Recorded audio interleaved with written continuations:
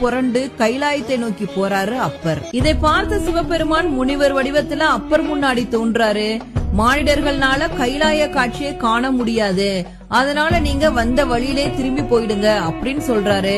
ஆனால் அதற்கு அப்பர், என் உயிரே போனாலும் பரவாயில்லை, என் உயிரான சிவபெருமானை தரிசிக்காமல் போக மாட்டேன் அப்படின்னு சொல்றாரு.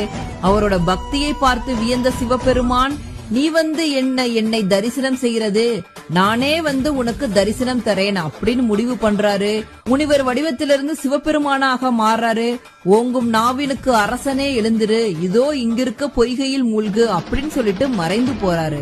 பொய்கையில் மூழ்கிய அப்பர் எழுந்த இடம்தான் திருவையாறு. அங்க இருந்த ஐயாறு கோவிலை பார்க்கிறாரு. திருக்கைலாய காட்சியை சிவபெருமான் அப்பருக்கு அந்த இடத்துல காட்டுறாரு. உமா தேவியுடன் வீட்டிருந்த சிவபெருமானை கண்ணார கண்ட அப்பர் திருப்பதிகங்களை பாடினார். இது நடந்தது ஆடி அமாவாசை அன்று.